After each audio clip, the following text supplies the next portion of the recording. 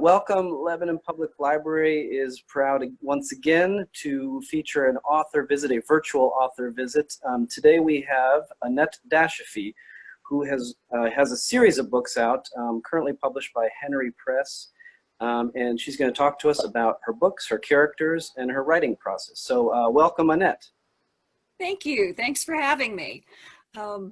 So the first thing, let's maybe briefly discuss your books and the series, and maybe give a brief overview of the character and the general plot and the time frame and place and so forth. Okay, sure. I write contemporary mysteries, traditional mysteries. They're sometimes shelved as cozies, but I think the whole what kind of mystery is it? Cozies, I think, is a little too mild for some of the subjects that I cover. My main character, Zoe Chambers, is a paramedic and a deputy coroner. They're set in rural southwestern Pennsylvania, which is where I'm from. And the secondary main character in the books is the small town chief of police, Pete Adams. So the two of them work together, sometimes well, sometimes not so well. And there's, over the course of the books, there's been some romantic involvement between them. But basically, they're set in kind of farm country. I'm a farm girl, and the locale is all very rural and farm country and small towns. So the crime is a little bit different than what you see in the big cities, and the way it's handled is a little bit different than how it's done in the big cities. And that's kind of where I think my books are different than some of the others that are out there. Excellent, excellent. Thank you. And they're based, so you said you live in rural Pennsylvania. Yes. And I think you have some experience with the law enforcement. Is that correct? Well, I used to be an EMT, so with the ambulance. Oh, yes. Yeah, That's it. Yes. I worked on an ambulance service a long time ago when I was much younger, and the ambulance service in the books is very much based on the one that I worked on. And I mean, I understand that lifestyle, that mindset, so I didn't have to do a lot of research for that part of it. However, it's been a while, so I do continue to research the medical, the technology stuff, because things have changed since I was doing it. But overall, where Zoe's mind is, I understand that. You mentioned law enforcement. That I haven't. I've never been a cop, but with Pete being a very strong point of view character in the books, I wanted to get that right. So I've done a lot of research on. I took the Pittsburgh Bureau of Police has a Citizens Academy that I took. Pennsylvania State Police Citizens Academy. I've more recently done the FBI Citizens Academy, and there's yeah, it's all amazing for someone who watches first touch and all those cop shows back in the 70s. Just being able to get out there and kind of police officers it's a lot of fun, but yeah, enlightening, because all those shows that I watched and that are still on aren't really accurate. I've also done, it's called Writers Police Academy. It's a conference that's held annually, it's overseen by a retired police officer, and you actually go to a training facility. The difference between that and like the Pittsburgh Police Citizens Academy is that the Writers Police Academy is specifically geared for writers. You're learning from the police, you're learning from the training officers, but they understand what we as writers are looking for. So it's a little bit different, but it's still very intense, a lot of fun, and very eye-opening. That's great. So the the police writers group, they might run it a little differently because they're more focused on sort of the nuts and bolts as it might relate to your fictional plots. Right. And the Pittsburgh Police Citizens Academy and the Pennsylvania State Police Academy and the FBI Citizens Academy, they're all geared more towards public knowledge, learning, so the general public understands what they do and can sometimes help them out. So it's geared a little bit differently, but you still get a lot of information. I mean, I got to shake hands with the bomb robot, the robot that disarms bombs. I got to shake hands with one at the, wow. The academy. So yeah, you get a lot of hands-on experience both ways. That's a really cool experience. Did that make it into any of the books? No, it hasn't. I'm trying to think. I think I've had some explosions, but I haven't had to use the bomb robot yet. It may. It's there. It's filed away. Right. Exactly. Yeah. For a future one. Yeah. Speaking of future, do you have any?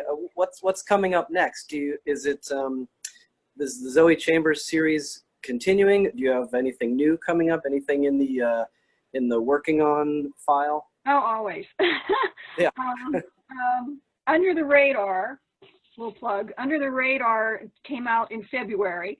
It's the 9th in the series, and it deals a little bit with an adult bullying victim. He's been bullied all of his life, and he kind of goes into retribution mode maybe, and he kills one of the bullies.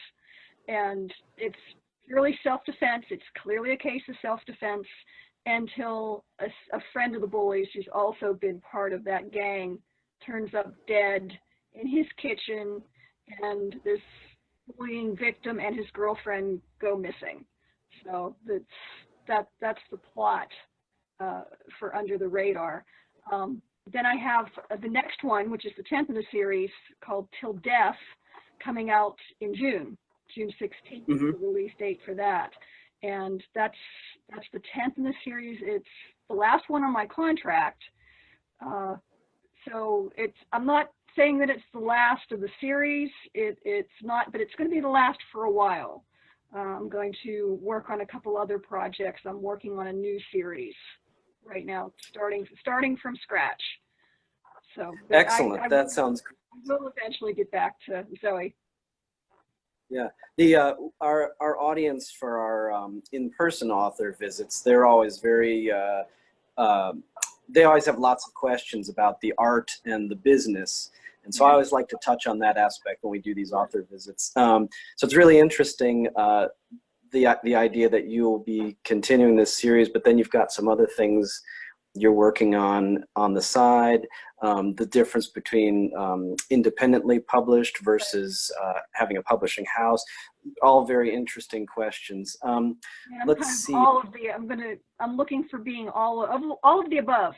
The whole Zoe Chambers series, I published it through a small press, traditional press, but a small one, and I did all that without an agent. One of the things, I've had agents in the past for a different series that I wrote that didn't sell. So now that I've reached the end of that contract, I have an agent who has reached out to me and is interested in representing me with this new series that I'm starting to write. Yeah, it's very cool. And looking to potentially go to a bigger press for it. So the thing is, with publishing, the bigger the press, the slower the turnaround. It's like a big ship versus a speedboat. A small press is a speedboat and can get the books out there quicker. So I'm anticipating a little bit of a lull between writing this one and actually getting it out there. So I'm planning. This is all the plan. You know how plans turn out. We had lots of spring and look how they've gone. My plan is to take I have 2 completed manuscripts that I had 2 different agents for that didn't sell. I'm going to pull those out of the mothballs, dust them off, go back through, revise, knowing now, what I didn't know then, hopefully clean them up a bit. And next year, hopefully get them out either the end of this year. I'm thinking probably more likely early next year, releasing those 2 that have already been written and just need revised. So hopefully I'll be kind of a hybrid between the indie published and traditional. That's the plan. That sounds great. I want to ask, sort of going back a little bit. We didn't really talk about it. How did you start writing? Were you always a writer? Did you write while you were an EMT, or when did you start actually putting together some words? I think, well, let's just say that my first writing implement was a crayon, way back. I've always, written when I was small. Like I'm not kidding really about the crayon. If you maybe remember, there used to be, I think there still may be, a magazine for kids called Jack and Jill. Yeah. Okay. Well, that I used to get that magazine, and when I was very small, created my own version of that. And I wrote stories and I drew cartoons, and I put out an issue every month. I had a readership of 2, my mom and my dad. That's fantastic. And I was always a very avid reader, so telling stories just fed off of that. Then when I was in high school, I started writing novels, longhand, in pencil, in spiral bound notebooks. And I would write and write and write. And then at study hall, I would pass the notebook around to my fans, who would, read what I had written and send it back to me and order me to write more, which is very addictive. It still is. I still love to use it. But now there's a term for what I was writing then. We didn't have that term back then, but it's fan fiction. I would take my favorite TV series and create a character that was loosely based on myself and insert said character into the stories. And I don't know how many I wrote of those, but I managed to rescue a few of them from my mom's house after she passed away. She kept a few of them, I think, for blackmail material. I always say, if anybody pulls a Harper Lee and tries to publish those after I'm gone, I will come back and haunt them. Can I ask what the fan fiction, what were you a fan of at the time? TV shows. There were a couple of the Westerns that were out back then, Alias Smith and Jones, and I think Bonanza, and then Star Trek, and somewhere along the line, I went from doing fan fiction, sci-fi and Westerns, into, I think I discovered Mary Higgins Clark way back when. And my first non-fan fiction original book, which again, I don't know where it's at. It will never get published, but it was sort of a takeoff. I can't even say it was a takeoff. It came before Cagney and Lacey, but it was wow. 2 female cops, like the female version of Starsky and Hutch, and then along came Cagney and Lacey on TV, and I remember saying, "They stole my idea." Of course, nobody didn't. That's fantastic. I would really like to read that, actually. Yeah, no, you don't. Anyhow, then life got in the way, and you asked if I wrote whenever I was an EMT. Not fiction. I kind of went for a long time there just writing newsletters and some magazine articles and different things like that. I got away from the fiction until 2003, and the fiction bug bit me again, and that's when I started seriously working on material, hoping for publication. Okay, and is that when the Zoe Chambers character came up? No, like I said, I had a couple agents for a different series. Oh, that's right.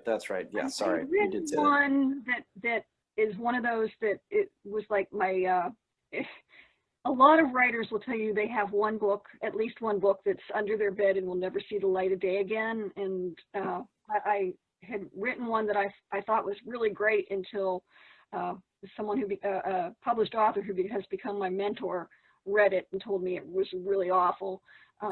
So I cried a little bit and then realized that she was absolutely right. So I put that aside and I started writing what turned out to be the book that got me an agent. And it's the main character is a veterinarian at a thoroughbred racetrack.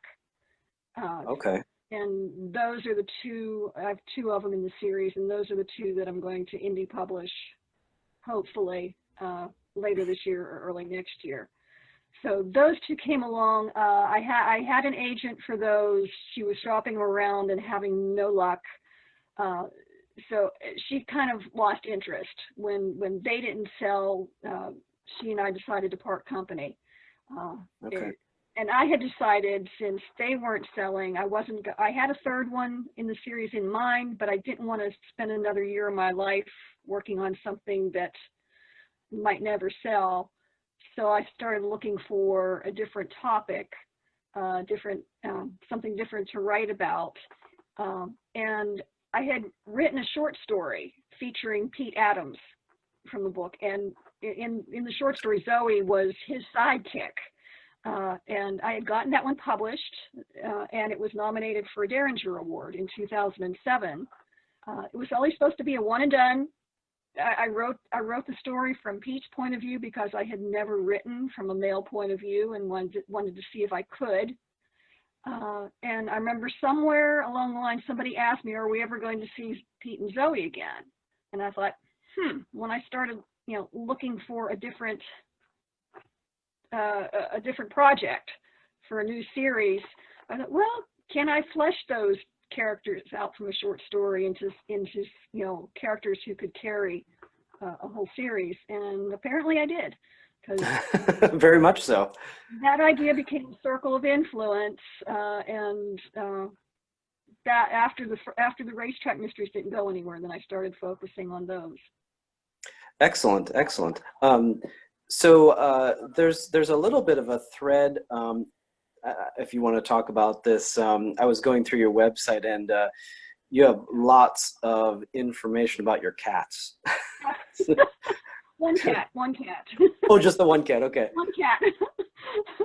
Yes, Kenzie, who is social media darling. She's always on my Instagram feeds and my Facebook pages. She shows up everywhere. She's my editorial assistant, except she's sleeping right now. Maybe that's why I thought there were more, because she's so omnipresent in your feed. You might be thinking of the cats in the book too, because Zoe has two cats in the books. They don't show up a lot, but they're definitely there, and they're actually based on two cats that I had who have since gone over the Rainbow Bridge, as they say. Oh, okay. Yeah, but and another of my cats that I used to have shows up in the racetrack mysteries. So Kenzie wants me to write her into a book before she passes away, so I might have to put her in the new one. Excellent. Yeah, it seems like you have a real love for animals. I do. I've had cats forever. I had horses for a long time. Zoe lives on a farm and has a horse. Her horse in the series, Windstar, I had Windstar. He was my horse, and the horse in the book is what I wish mine had turned out to be. Unfortunately, the real Windstar bucked me off more times than I can count, nearly broke my back. Oh my gosh. Did fracture my cheekbone at one point, so we sold him to a big tough cowboy who, thought this little gal couldn't ride, except that he bucked him off too. Man. Anyway, I created the horse that I wish he had been and put him in the books. Right. That's a fantastic thing about fiction. You can make the people do what you wanted them to do in the first place. That's a great transition, actually. I wanted to ask you about you have this amazing place that you actually live and work. Do you want to talk a little bit about that? my real life location versus where I write. Yeah, right. Yeah, in the first 3 books in the series, Zoe lives on what's called the Kroll family farm. She lives in half of the farmhouse and keeps her horse in the barn, and she kind of manages the barn. And the farm and the farmhouse are based on my grandparents' farm, which is right across the road from where I'm living right now. The farmhouse, unfortunately, is long gone, but I grew up in it. And so if the farmhouse in the books feels at all real, it's because it was. It really was a house that was divided kind of in half, and you could have, it was just my grandparents living there whenever I came along, but they used to have family members, a different branch of the family living in half of the house, and they lived in one half. So I drew a lot on that. I've lived on this property all my life. I got married, moved, we built a house and moved 2 doors away, but it's 10 acres of what was originally the 150-acre dairy farm. And I'm 4th generation here. So, wow. Yeah, I know the area. I may have to research the police aspect and the updated medical treatments, but if I want to research my location, I step out my front door. That sounds incredible. That sounds like a fantastic environment. Yeah, I love the farm. I right now I'm upset because our pasture, but we don't have horses anymore. We had horses for 25 years. But our pasture has gotten grown up and ahead of us with all the rain. We haven't gotten out there to mow it, so I can't go for my evening walks around the field and down into the woods and down by the creek because the grass is too high and the ticks are out. Oh, okay. You get up and mow. That's no good. Do you want to talk a little bit about your, since you're in such an incredible environment, do you want to talk a little bit about your writing process? Is there anything special about it, or is there anything, do you have like a set schedule, or do you have a set place to work or anything like that? Yeah, we live in a log cabin. We built a log cabin. You can see some of it behind me. And it's not very big, but I have one room that is my office, which is where I'm sitting right now. My routine, it changes from time to time depending on life situations. But for the most part, I get up at 4:30 in the morning because wow. Yeah, well, that's my husband works, and he's still working. Thank goodness, we still have a paycheck coming in.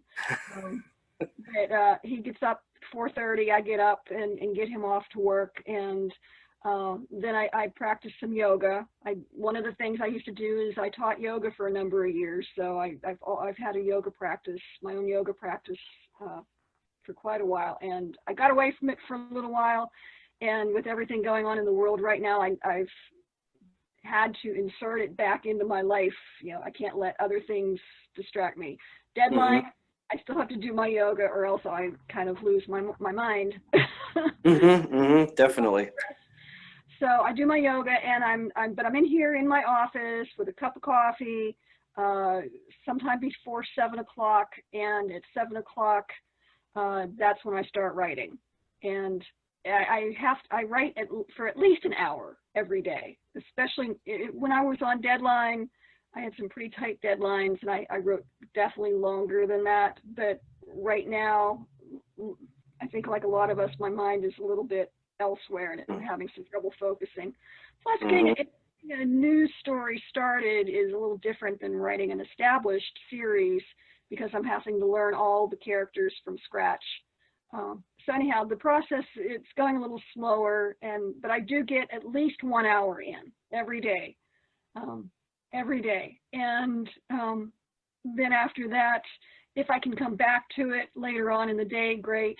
But the rest of my day, it's still writing related, but it's not actually putting words on the page necessarily. But I mean, I do blogs.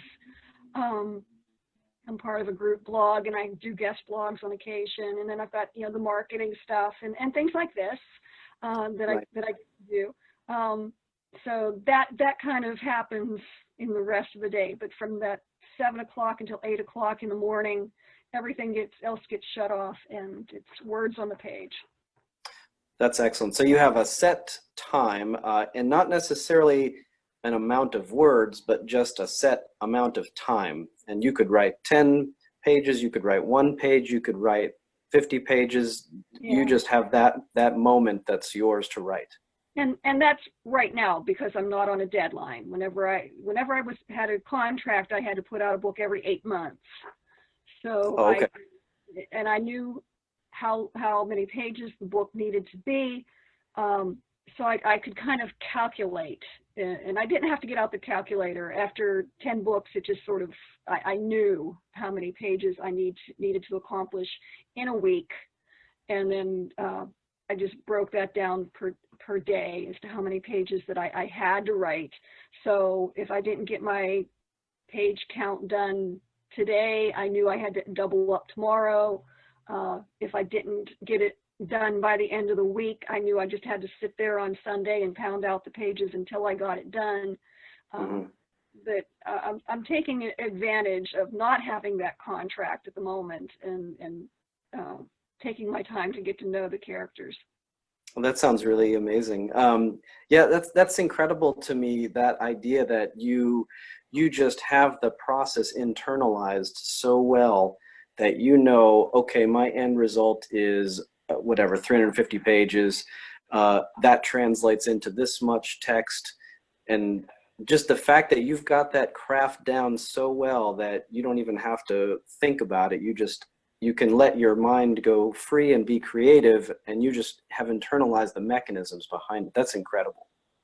Yeah, well, with this new series, it's going to be a whole new set of rules publishing-wise, too. So Right. I have to reset a lot of things. Is that exciting to you, or is it a little bit anxiety-ridden? Yes, both. Oh, okay. And terrifying at the same time. But looking forward to the new challenge, but yeah, it's a little scary walking away from the known, even though, I mean, I have, the opportunity is there and it doesn't come up for everybody, so I have to try it. I have to go for it. But, yeah. Right. So again, I know that we have a lot of sort of would-be authors in our audience. Maybe we can close it out. If you have any particular pieces of advice that you might give. I know that it varies from writer to writer. It depends on their particular situation. But if you have anything you'd like to give to the authors who are listening. Sure. I usually, again, brain fuzz, but usually three bits of advice that I try to give to aspiring writers. The first is to finish the book, because so often I hear people that, okay, they write the first 50 pages and then they get bored and they put it aside, or they get an idea for something else and they go and start something else, and they never actually get to the end of the book. So don't worry if it's not your best stuff in your mind. If it's lacking in quality, you can always go back and fix it, but you have to get the words on the page first before you can fix it. So my first bit of advice is to finish the book. My second bit of advice is that it takes a village. We write in solitude, but networking, joining writing groups is so beneficial. I would not be published if it weren't for my writing organizations, which one is Pen Writers, which has, we've got members all across the country. It's based in Pennsylvania, but we have members all across the country. So check that out at penwriters.org. It's for all genre, fiction and nonfiction. We usually have a conference once a year where we bring in agents and editors and do workshops. Of course, that's not happening this year either. All the different genres, though, too, have writers groups. I write mystery, so there's Mystery Writers of America and Sisters in Crime, which has been, again, vital to me getting published. So find a writing organization and join it. So that's number two. And basically, my third bit of advice is to just don't give up. It took me over 10 years to get published, and there were many times along the way that I thought it was never going to happen. I'm going to give up. I'm going to. My husband started out very enthusiastic and supportive, and after about 10 years, he started asking me things like, "When are you going to get a job, a real job?" I think we've probably, yeah. Anyone who's the go work at McDonald's, he said, and I'm a vegetarian, so that's not a good mix. So yeah, if I had, given up, you don't know. 10 years I was getting really, I figured it wasn't going to happen. And then I submitted to who became my publisher, and 10 days later I had a 3-book contract. So I say it took me 10 years and 10 days to get published. And if I quit, yeah. 10 years, it never would have happened. So don't give up. Those are fantastic pieces of advice. Annette, thank you so much for spending time with us. And thank you. My pleasure. Thanks for having me. No problem. So Lebanon Library, thank you for watching. Thank you for listening, and please be safe. Have a great day.